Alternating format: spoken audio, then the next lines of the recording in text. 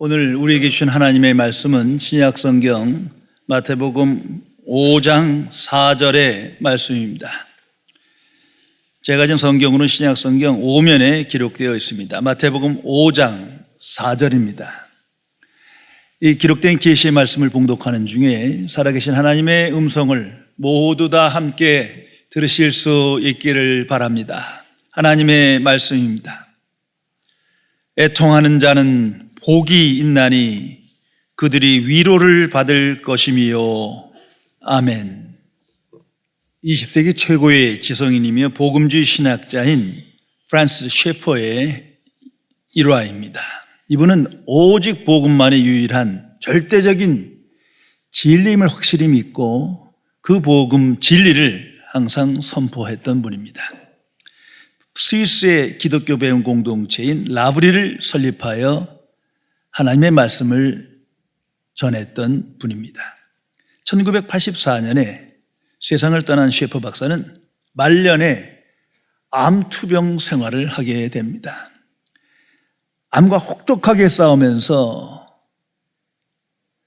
아픈 몸을 이끌고 캠퍼스 사역을 계속하였습니다. 생이 얼마 남지 않은 것을 분명히 알면서 젊은이를 향한 최후의 메시지를 전하고 싶어 캠퍼스 사역을 진행하였습니다. 그 메시지는 이겁니다. 젊은이들이여, 행복을 목표로 삼지 마세요. 행복을 목표로 삼지 마세요.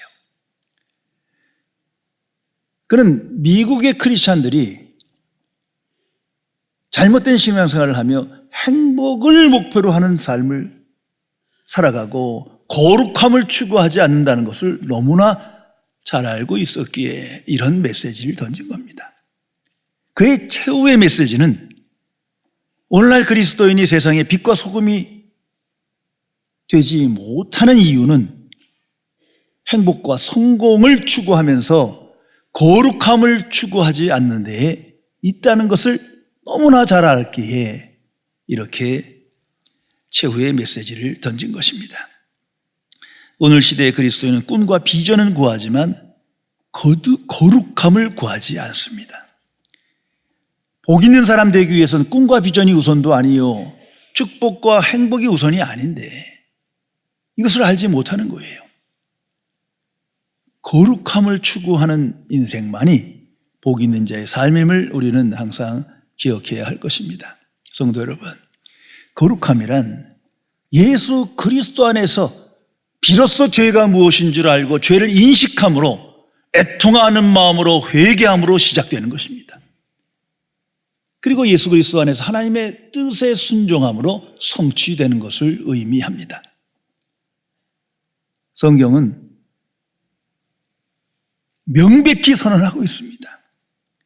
거룩함을 추구하는 인생이 복이 있는 자다. 행복과 성공이 아니라 거룩을 추구하는 자가 하나님의 자녀다, 천국 백성이다 기록하고 있습니다. 오늘 우리에게 주신 하나님의 말씀에 귀를 기울이시기 바랍니다. 애통하는 자는 복이 있나니. 행복과 성공이 아니라 애통하는 자가 복이 있다, 성경은 선포합니다. 이것이 기독교입니다. 이것이 그리스도인의 삶이요, 이 말씀을 묵상하며 이 말씀이 내 안에 성취되어야 합니다. 애통하는 마음으로 거룩을 지향하며 복 있는 인생을 하나님의 자녀들은 오늘 이 땅에서 살아가야 합니다.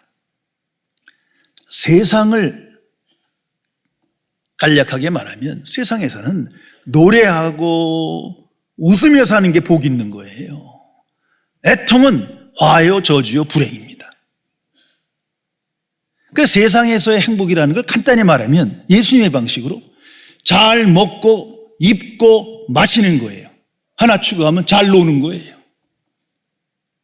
그것이 충분하지 못하면 불행인 거예요. 그래서 애통은 피해야 될 것이지 애통이 복이다, 이건 말이 안 되는 거죠. 그런데 이 세상 풍조가 불행하게도 그리스도인 안에, 교회 안에 그대로 들어온 거예요. 그래서 오늘날 하나님의 교회임에도 불구하고 거룩을 추구하지 않습니다. 애통하는 마음을 기뻐하지 않습니다. 노래하고 기뻐하고 즐겁고 밝게 웃어야 된다는 거예요. 잘못된 겁니다. 오늘날 보면요, TV에서 좀 보셨겠지만 개그맨보다 더 웃기는 목회자들이 되게 많아요. 상당히 인기 있어요. 영향을 끼쳐요. 여기엔 교인들도 한몫한 거예요. 재밌어요. 이것이 기독교라고 생각하는 거예요. 또 그들은 말합니다. 예수님은 이렇게 항상 유머가 있었고 웃고 사셨다고. 성경을 다시 펴고 보세요. 단 한 번도 그런 구절이 나오지 않아요. 이건 영적 사기예요. 어디도 그런 모습이 나타나지 않아요. 신약 성경을 보면 오히려 예수님은 항상 사람들을 불쌍히 여기셨다, 민망히 여기셨다는 기록이 나타납니다. 수없이 반복됩니다. 왜? 죄 아래 살아가니까 불쌍한 거예요. 고통받으며 살아가니까 불행을 보면서 탄식하셨어요. 때로는 목자 없는 양과 같다, 그 무리를 슬퍼하셨어요. 바른 목회자가 없는 거예요. 많은 설교자가 있었지만 이게 하나님의 종이 아닌 거예요. 저기 수많은 병자들이 다가옵니다. 불쌍히 여기셨습니다. 이게 뭐 웃고 즐길 장면입니까? 더욱이 예수님은 처음부터 끝까지 공생에 십자가를 지기로 굳게 결심했다 기록하고 있습니다. 그 십자가는 처형이에요. 수치예요. 죽음이에요. 고통입니다. 그런데 그 십자가를 보면서 어떻게 방실방실 웃으면서 즐겁게 노래하면서 사셨겠습니까? 아니에요. 아주 신중하게 애통하는 마음을 갖고 매일매일 사신 분입니다. 이것을 기억해야 합니다. 구원받은 그리스도인의 삶은 차원이 다른 겁니다. 세상과 정반대입니다.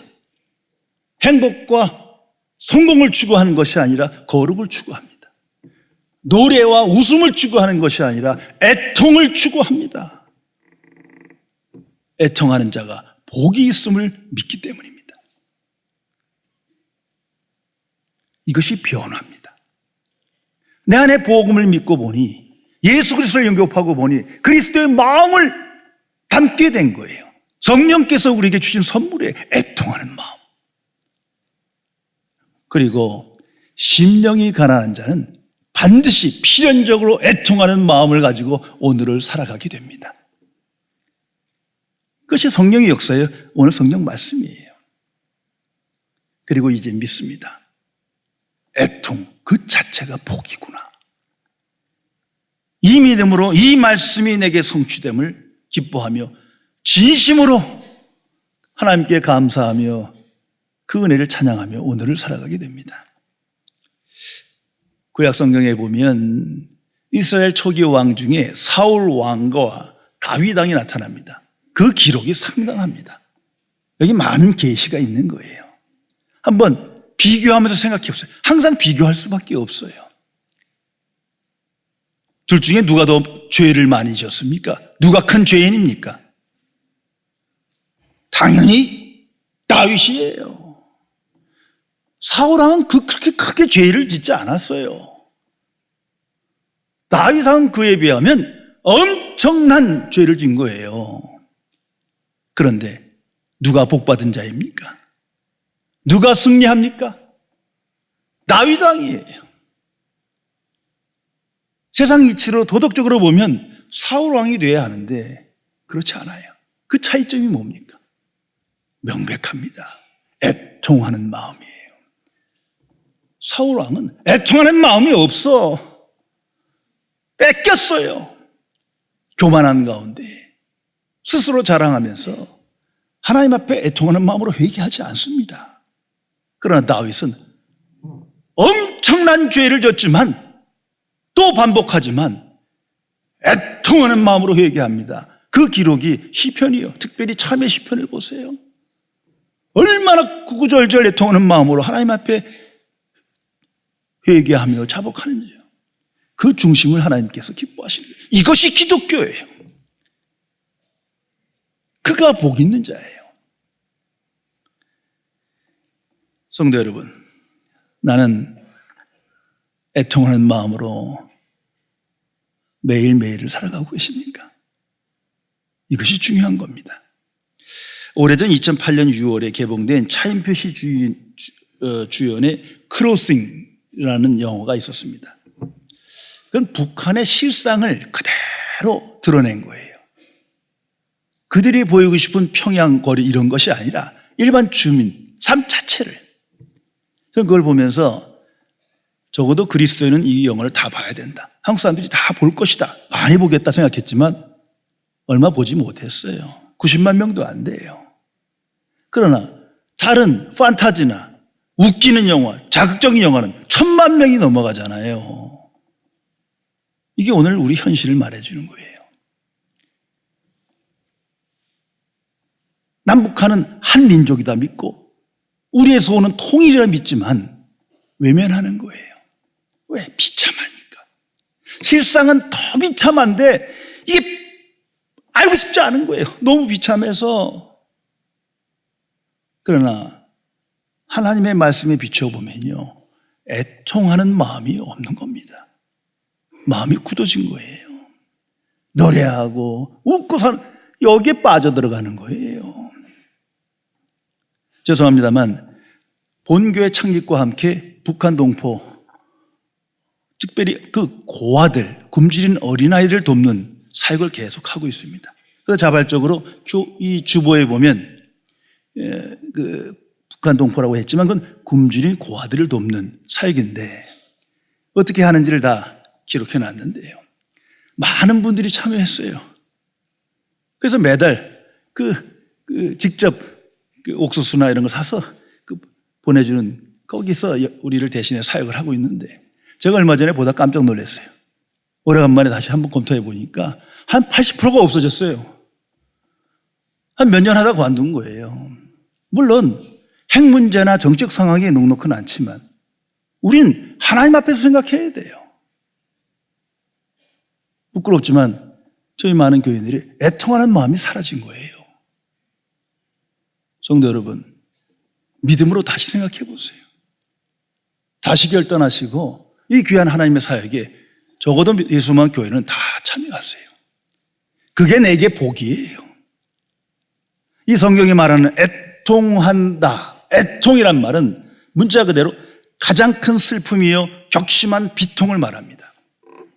대표적으로 창세기 37장 34절에 사용되는데 야곱이 사랑하는 아들 요셉이 죽었다는 소식을 듣고 슬퍼하는 상태를 애통이라고 합니다. 이게 무슨 감상적인 얘기가 아니에요. 자식을 잃은 슬픔, 그 찢어지는 고통, 성경은 그걸 애통이라고 표현합니다.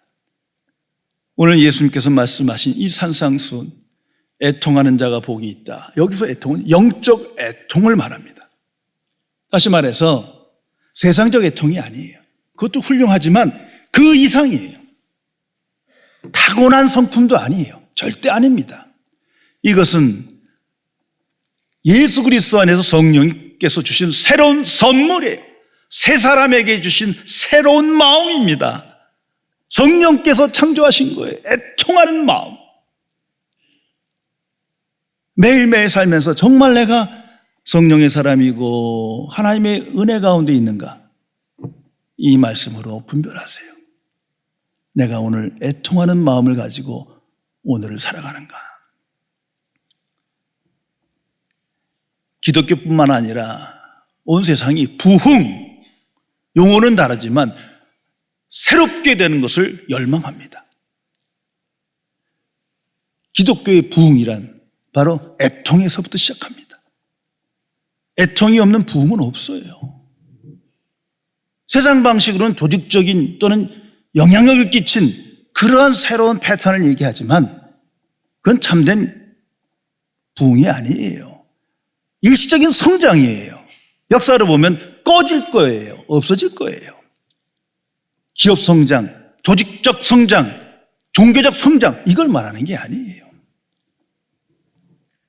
교회의 부흥, 그리스도의 부흥은 영적 애통을 통해서 시작된다는 사실을 항상 기억해야 합니다. 나의 부흥, 나의 날마다 새로운 삶을 갈망한다면 애통한 마음으로부터 비롯된다는 사실을 항상 기억해야 합니다. 성도 여러분, 변화는 항상 고통을 수반하며 고통을 의미하는 겁니다. 고통 없는 변화는 없어요. 예를 들어 오늘날의 세계는 알게 모르게 다 중독자예요. 어떤 사람은 알코올 중독, 성에 대한 중독, 돈에 대한 중독, 명예에 대한 중독, 권력에 대한 중독, 행복에 대한 중독, 사랑에 대한 중독, 각자 나름대로 빠져들어가는 거예요. 일에 대한 중독. 그런데 이 중독을 끊으려면 고통이 있어야 돼요. 고통 없이 이 중독에서 벗어날 수가 없어요. 믿음은 애통입니다. 믿음은 변화의 삶이 시작되는 거예요. 그 과정에서 애통하는 마음이 항상 나타날 수밖에 없는 거예요. 옛사람의 본성, 습관, 가치관, 그 삶에서 벗어나려면 자연적으로 애통하는 마음이 따라오게 돼 있는 거예요. 믿음은 변화를 말합니다. 어떤 고통과 애통하는 마음이 없이 그냥 수리수리 마술이라고 짠 하고 나타나 이런 얘기가 아니에요. 이건 기독교가 아니에요. 이런 재미난 얘기가 있습니다. 빈집털이 잡범이 경찰에 잡혔대요. 근데 이 도둑은 희한하게 빈집을 기가 막히게 골라서 잘 터는 거예요. 경찰이 물어봤어요. 자네 어떻게 빈집인지 그렇게 귀신같이 알지? 그랬더니 태연하게 웃으면서 그러더래요. 그거 간단해요. 벨 눌러보면 알아요. 어떤 사람이 구원받았느냐 아니냐, 거듭났냐 아니냐, 천국 백성이냐 아니냐, 복 있는 자냐 아니냐, 그 시금석이 애통하는 마음입니다. 항상 기억하시기 바랍니다. 그러면 무엇을 애통해야 하느냐? 성경은 두 가지를 얘기합니다. 첫째는 죄에 대한 애통이요, 두 번째는 이웃의 불행과 고통에 대한 애통인 거예요. 먼저 나의 죄에 대한 애통이 시작됩니다. 항상 시작되는 거예요. 율법적 차원에서, 복음적 차원에서 시작됩니다. 먼저 율법에 대해서 하나님의 요구는 명백합니다. 그리스도인은, 하나님의 자녀는 온 마음으로 하나님을 사랑하고 내 이웃을 내 몸과 같이 사랑하라 해요. 그런데 이걸 지킬 수가 없는 거예요. 문 밖에 나가면 이 마음이 이걸 지킬 능력이 내게 없어요. 그만큼 하나님과 멀어진 거예요. 불순종의 자녀로. 이게 애통한 거예요. 얼마나 애통합니까? 이게 죄의 권세예요. 그 속에 내가 살아감을 애통해야 합니다. 더 나아가 복음 앞에서 애통해야 합니다. 십자가의 은혜, 그 사랑을 알아요. 너무 감격하고 감사해요. 그런데 아무 응답이 없어. 그 사랑에 보답하며 살고 싶은데 이게 생각뿐이에요. 마음이 움직이질 않고 몸이 움직이질 않고 손이 펴지질 않는 거예요. 이게 애통한 거예요. 이건 성령께서 우리에게 주시는 마음이에요. 가장 신비로운 자연스러운 마음입니다. 그리고 나서 세상에 대해서 애통해야 합니다. 죄의 권세 아래 있는 이 세상, 하나님의 마음을 갖게 된 거예요. 불쌍히 여기는 마음을 갖는 거예요. 그 많은 폭력, 불의, 불경거 이걸 보면서 괴로운 거예요. 왜 이런 일이 있느냐? 불경건의 삶의 결과일 뿐이에요. 하나님을 떠난 삶이에요. 속고 사는 이 세상에 대해서 애통하는 마음을 갖습니다. 동경이 아니에요. 그 세상에서의 성공이 아니에요. 애통한 거예요. 그래서 애통하는 마음으로 복음을 증거할 수밖에 없는 거예요. 내가 예수 믿기 전에 그렇게 살았으니까 구원받지도 못하고 천국 들어가지 못해요. 불쌍한 거예요. 그 마음, 애통한 마음이 나를 복음의 정의로 새롭게 살도록 인도하는 겁니다. 또한 이웃의 불행과 고통에 대한 애통입니다. 예전엔 무관심했어요. 잠깐 불쌍하다 하고 그냥 잊어버렸는데 이제 새 사람이 되고 그리스도 안에 살다 보니 아니, 그 사람들이 내 이웃이야. 적어도 하나님의 자녀인 거예요. 잃어버린 양인 거예요. 그 이웃이라는 의식을 갖는 순간 애통한 거예요. 그들이 고통이 불쌍한 거예요. 그래서 위에서 기도하고 손을 펴게 됩니다. 긍휼의 손을 펴게 되는 거예요. 그들이 잘못된 인생관을 가지고 가치관에 매여서 인생을 허비하며 사는 것이 불쌍한 거예요. 내가 예수 믿기 전에 그랬거든요. 그래서 더욱더 간절한 마음으로 애통해하며 중보 기도하게 되는 것입니다. 성도 여러분, 하나님의 사람 사도 바울을 다시 한번 기억하시기 바랍니다. 이분이 노년에 위대한 사도입니다. 로마서를 기록합니다. 그 로마서 7장에 정말 성령 충만하여 인간의 실존, 자신의 삶을 고백합니다. 죄가 기회를 틈타 계명으로 말미암아 나를 속이고 나를 죽이는도다. 내 안에 악한 법이 있어 나를 사로잡아가는도다. 오라 나는 곤고한 존재로다. 이 초신자가 아니에요. 위대한 사도의 노년에 더욱더 성령 충만하여 애통하는 마음으로 죄를 직면하게 됩니다. 이건 하나님의 은총이에요. 타고난 성품이 아니에요. 하나님께서 그와 함께 하십니다. 또한 로마서 9장에 보면 유대인들이 분명 일생을 사도 바울을 핍박하고 죽이려 합니다만 마음이 열렸어요. 저들이 무지해서 그러는 거예요. 속아서 사는 인생이기 때문에 저런 거예요. 그래서 그들을 위해 중보기도 합니다. 그는 말합니다. 내 안에 큰 근심이 있다. 그치지 않는 고통이 항상 있다. 애통하는 마음으로 위하여 중보 기도합니다. 그를 통하여 성경이 기록됩니다. 이건 새 마음이에요. 복 있는 자의 마음이요. 그 성경은 말합니다. 애통하는 자는 복이 있나니 위로가 그들의 것이다. 하나님의 위로가 그들의 것이다. 성도 여러분, 모든 그리스도인의 상태, 그 마음은 애통하는 마음입니다.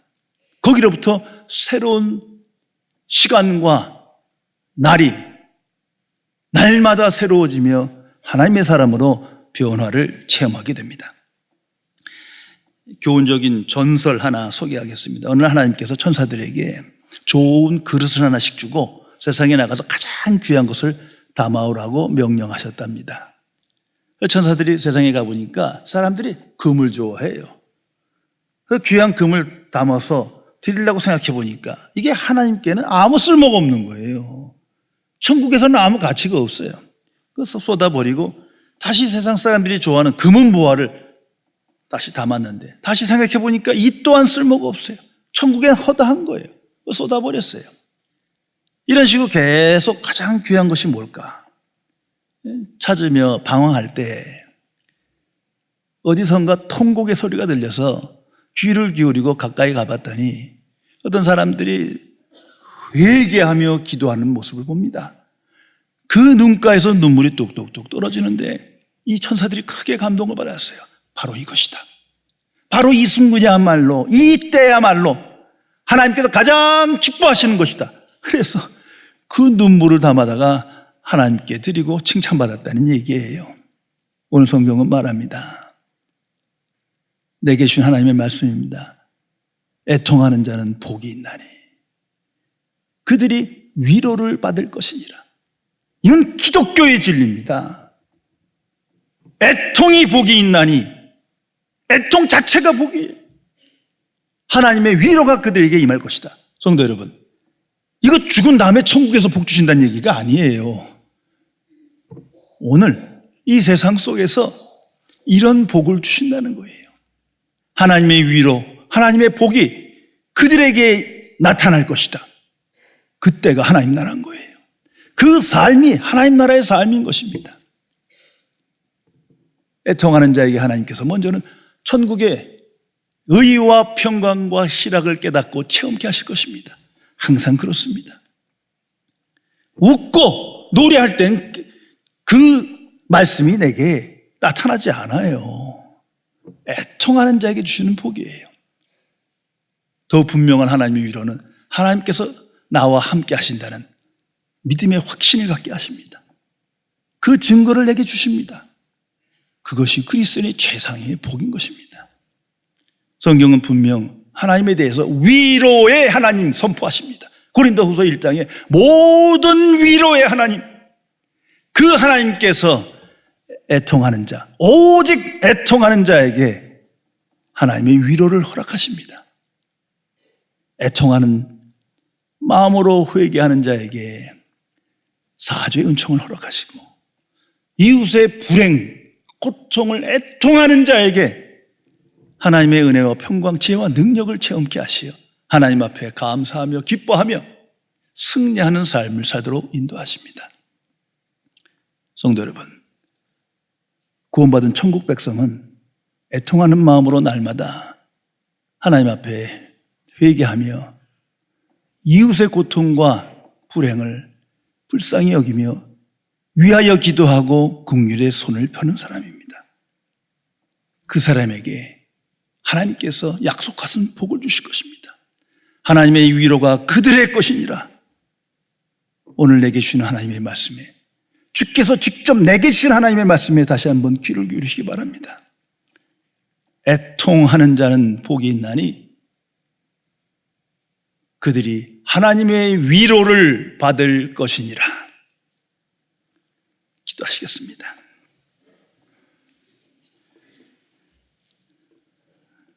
전지전능하신 은혜의 하나님,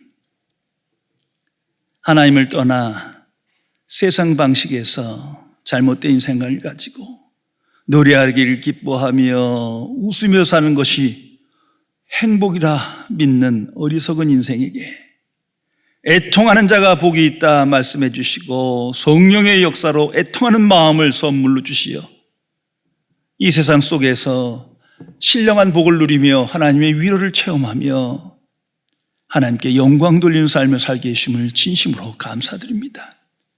진정 이 어두운 세상에 빛과 소금의 사명을 잘 감당할 수 있는 애통하는 마음으로 충만케 하시사 하늘의 위로를 맛보며 하나님의 은혜와 진리를 체험하며 천국인의 확신 속에 하나님이 주신 복을 오늘 누리며 승리할 수 있도록 우리와 함께하여 주옵소서. 주 예수 그리스도의 이름으로 간절히 기도드리옵나이다. 아멘.